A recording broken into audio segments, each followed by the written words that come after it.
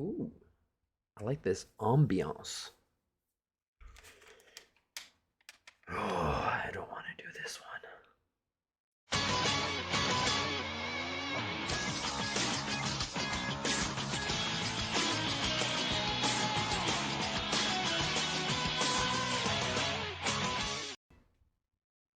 Boom! We're back. Let's go. Players, coaches, fans young and old from across the globe, welcome to the Week 13 recap show of the Bigs. As always, I'm your host, I'm your commissioner, I am Timmy Westside, and it is my goddamn honor to be here with you all recapping the greatest league in the world. Yes, Week 13 in that rearview mirror. See you later, warehouse. The season rolls on. We churn the butter. Getting a little colder out now, finally. But we're not done. Not even close. As always, classes in session. And what did we learn this week? Well, we learned that you may not like it. I certainly fucking hate it. Excuse the language. It's a kid's show. But we are no longer take off the blindfolds. Undisputed, there is a 1-1-A king of the castle. His flag is waving as we walk across that drawbridge. Everyone else, we got to punch his chance. But there's an undeniable 1-1. We'll get to that. No spoilers. We also got a new basement tenant. Yes. Brand new owner. Got the keys yesterday. It's a pigsty. And, this was a cool one. We also but observed. This week was a weird oddity week. Space oddity. I described it as ladder. Every team lost to the team above them. No spoilers. One team lost to the second lowest score. The third highest score lost to the fourth highest score. The fifth highest score lost to the all-time weekly highest score. You get what I'm saying? Bang, bang, bang, bang, bang, bang, bang. And also, we are the ladder, the rungs. Keep that in mind. No spoilers. There's a team with 9 wins, 8 wins, and 7, and 6, and 5, and 4. I don't know, kind of cool. I found that neat. Always looking for new things to bring to you all, to the fans. Shut the fuck up, Tim. What happened? Let's get into it with game 1. This guy has been drudging through the mud. Andy Dufresne, I'm innocent. Getting gang raped in the fucking laundry room. We're not talking about that. That's a kid show. It's a kid show. But this kid has drudged through a mile of shit and come out the other side clean. Yes, I'm talking about the comeback kid getting on track. 205.1 over Mr. Big Brother, the Burt Macklin squad. 203.8. Whew. He did it. Last week, he was on a little hiatus. Had one too many cervezas and forgot that we were no longer on Christmas break. Bounces back with authority. 200 plus point performance. These type games have not gone Pootsy's way all season. And finally, this one falls the other way. The other side of the coin, however you want to say it, he finally won a tight one. No homo. Kids show. Against Mr. Big Brother. He's actually had his number this year. Bootsy has 2 wins against multiple teams. So one of them being Jake and one of them being your boy. How did he do it? Mr. Jack Hughes. Mr. Joyzy himself. 21 points, led the way. Juicy Bubble Man, Juicy Fruit, we're gonna move ya, Saros with 18.8 points, and Zachary Hyman again in his top 3 a couple times in the past 3 weeks now. 16.2 points for Mr. Hyman. Now, his goalies, job well done. 5-2 with 43.9 points. And little fun fact tidbit, most of us keep 4 goalies on our roster. This kid did it with only 3 this week. Well done, Bootsy. It was a back and forth battle for most of the week. Jake did take the early lead, compounded by a big 30-0 burger on Friday. But Bootsy rallies back Saturday, puts up 69.7 points. Nice. And that was enough to hold off Jake on Sunday. Sunday rolled around. Jake did score 29 points to Bootsy's 13. However, as I said, Saturday, he outscored Jake by 40 points. Jake got 29, Chris got 69. Boom. Good job, Bootsy. You handed the keys over to, we'll get to him, no spoilers, no longer in the basement. 1 game back still from Jake, 2 games back from Shauner. No spoilers. You get the message. The ladder continues.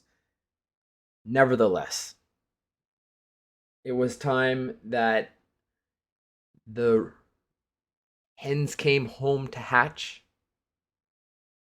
Roosters let out of the barn. You know what I'm trying to say. And you finally got that close win that you needed because you have the second most points total in the league this season. There's no reason that you really should be that low. So it was nice at least once, and it didn't come against me, that justice was served. You get the win. Well done, Bootsy.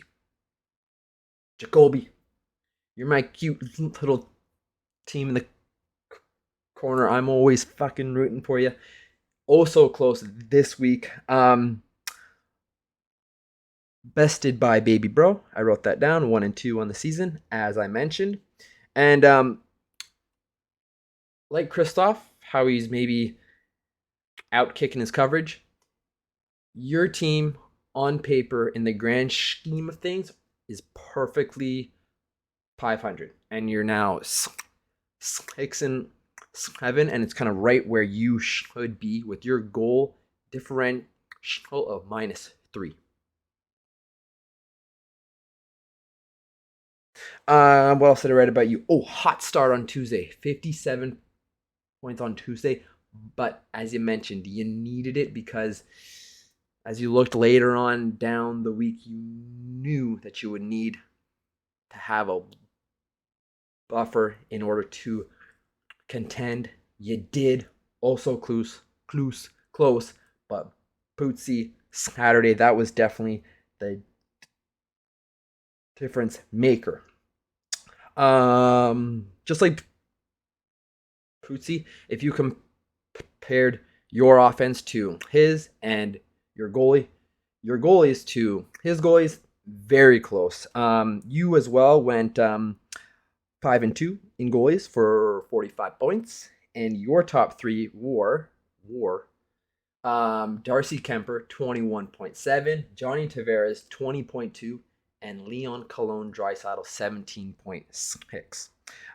Interesting fact this week: 4 out of the 6 teams had at least 2 players of 20 points or more. One of the teams had a guy with 30. We'll get into it. No spoilers.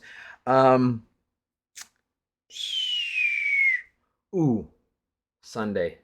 You made a good push, valiant effort. 2 games derailed you completely. Spencer Knight with a big loss, minus 0.9 points. And even though, as you can see, Kemper did get the win, he got a shutout on Sunday. That's why he was your top guy of the week. They won 1-0. Ovi and Kuz left off the scoreboard. They get a penalty, a couple blocked shots. When's the last time that the Caps won a 1-0 game? Tough. Like that's them's the breaks. It's a game of inches as you saw this week. Let's move on to the best game of the week, the highest scoring game of the week.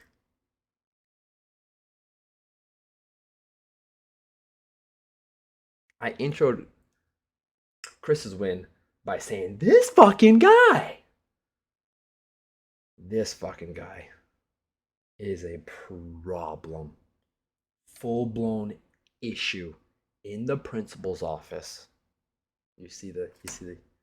You connect the dots. Yeah, I'm talking about the Breakfast Club once again, wreaking havoc in the schoolyard. He's a bully. He's a menace to all of us, and he proved it once again this week. 238.2 points over the Rubber Buckies. 214.8.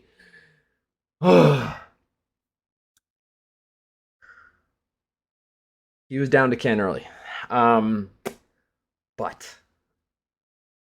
this fucking guy, you heard him coming. You knew he was gonna be there. You heard the train just chugging along. The plumes of smoke. Yeah, he's a steam engine, old school. The feet were stomping, barreling down on him. Lord of the Rings, shut the fuck up, Bootsy. You hate it, I don't care. The Two Towers. You hear the feet stomping from way yonder in the distance. And by Saturday, they were at the front gates of Ken Dog's kitchen. Because this weekend, he put on a big clinic. 69 points on Saturday. Nice. 49 points on Sunday. Not even going to try and do the math on that one, but I think his weekend could have beat my team, period, this week. No spoilers. Highlighted by, yes, David Pastrnak. 31.6 points, led the league in points this week. Kyle Connors, 20.0 points, and Mitchie Marner, 19 points. I don't know if we've ever had 3 players in our top 3, all with over 20. I'm sure we have, but he almost did it this week. My next note is ridiculousness. I know I'm pumping this guy's tires, and I know we're just fucking, okay, get on with the show, Timbo. But he's earned it. You got to sit there and listen to it. Ridiculousness. His goalies. Oh, fuck. He put up fucking 238 points. His goalies must have been fucking, 6-1. Had a good week. No. His goalies went 2-1-3 for 21.6 points. And he puts up 238 just on offense. I've mentioned it before. All phases of the game. The guy's a switch army knife. He can beat you one way. If his blade is a little bit dull one week, no problem. He turns it the thing. He's got the scissors in the fucking switch army knife. He'll cut you up with his offense. This is going to be a recurring theme in this show when I get to yours truly. But I don't want to.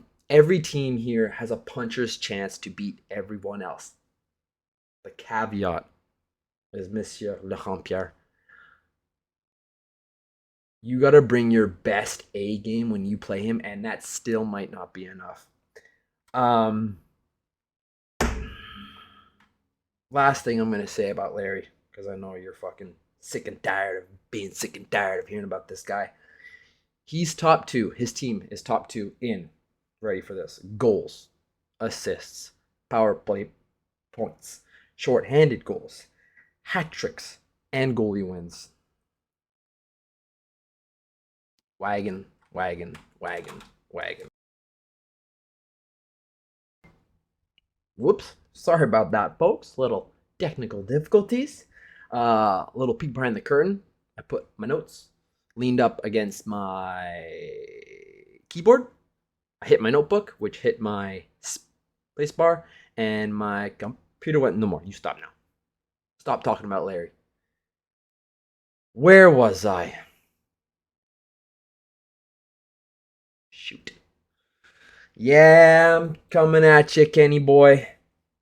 Rubber Puckies fall the Breakfast Club, even though they put up the second highest point total of the week, 214.8. Going back to my ladder analogy. Is my camera being weird? No, it's good. Ladder analogy. You would have beat everyone under you on a lower rung. But you had to play that one top dog. You ran into a buzz saw. Dems the brakes. You got to be good to be lucky, lucky to be good.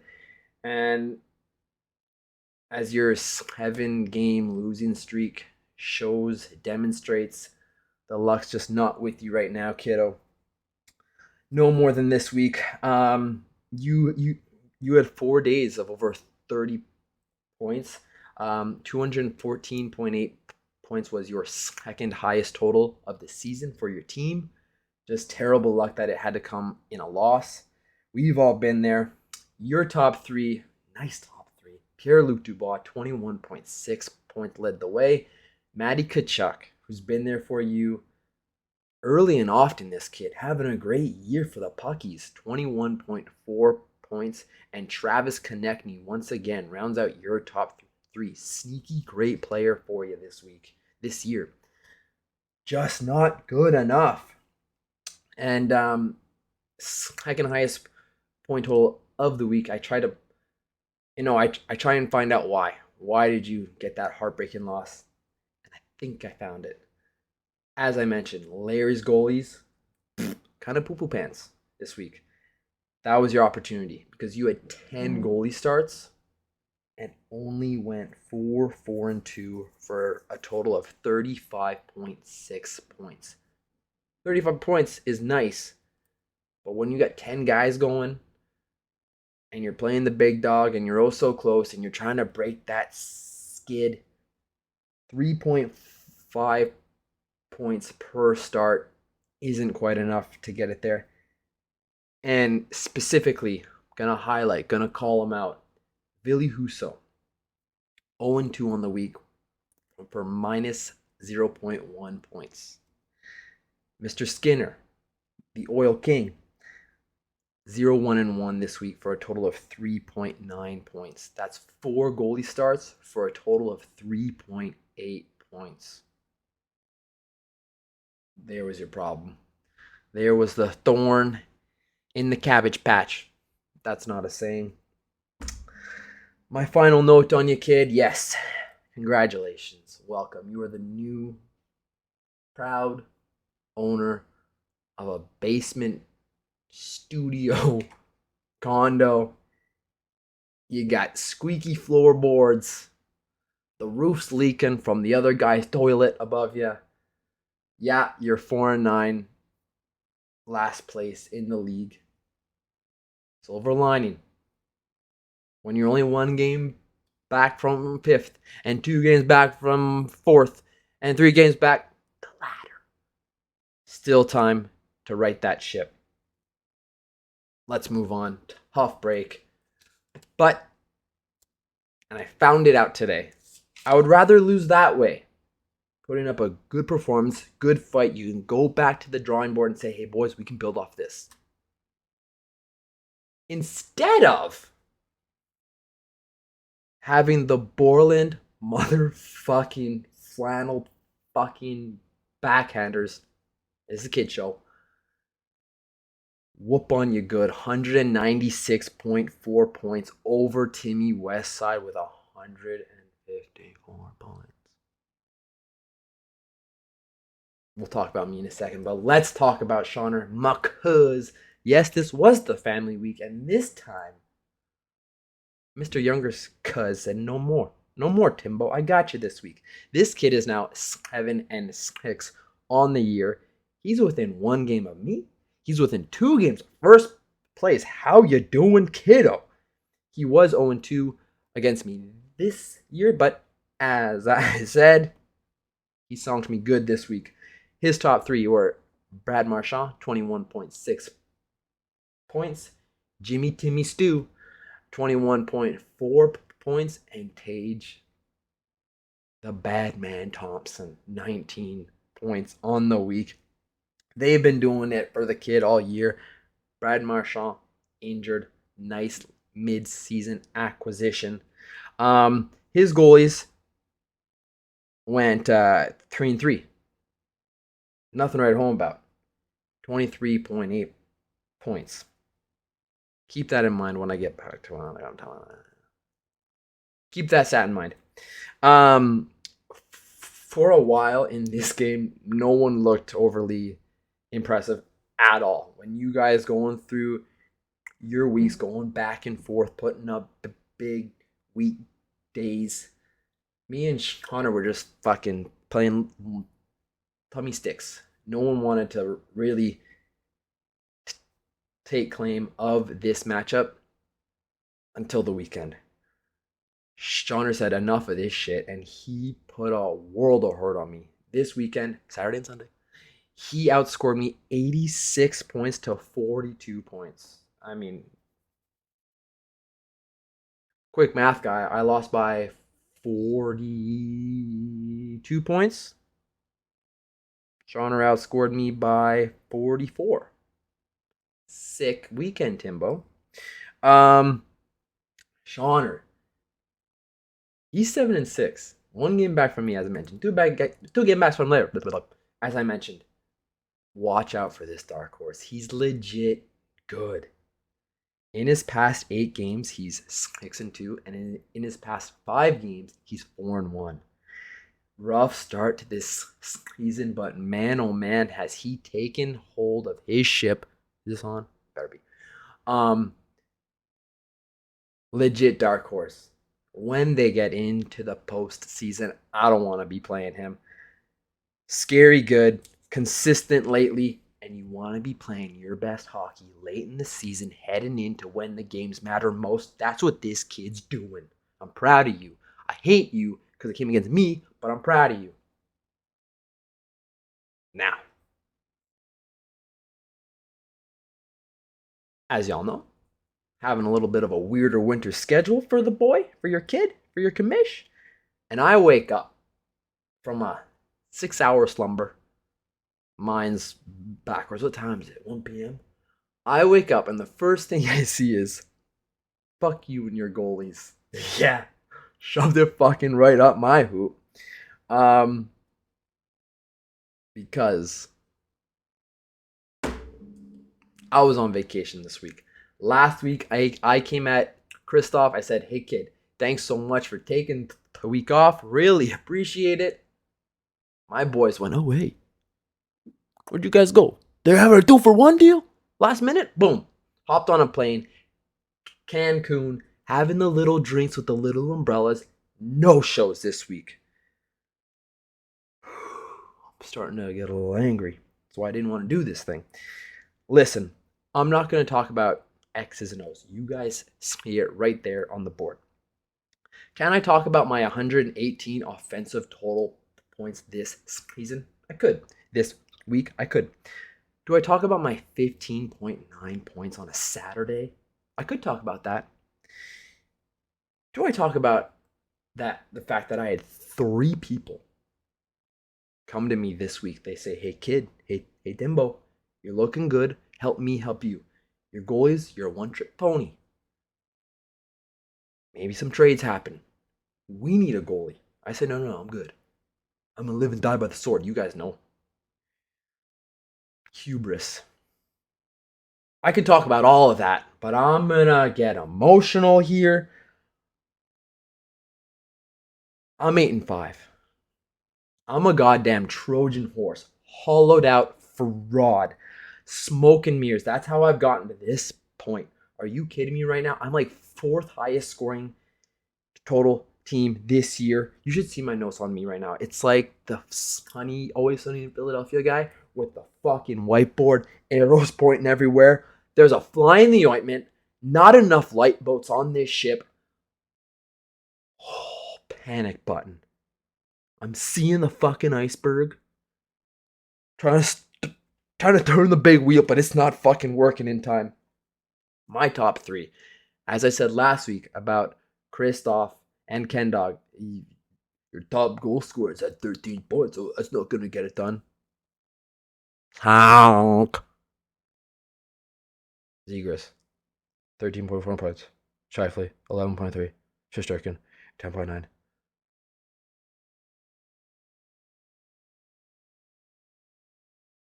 We better right this ship real fast.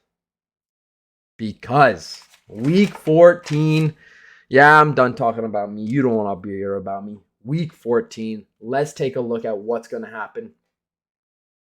Game of the year. At least for your boy. Contender, pretender. I said it a couple weeks ago. Now it's time. I'm a faulty 8-5 taking on the juggernaut. The SS. What's that like Russian rocket? I'm taking on the Breakfast Club. Spudnik. We got Rubber Bucky's taking on Burt Malcolm-Scott. We got the Comeback Kid taking on the Bourne Backhanders. They're all big games. I'm sweaty. I'm very upset with my team. But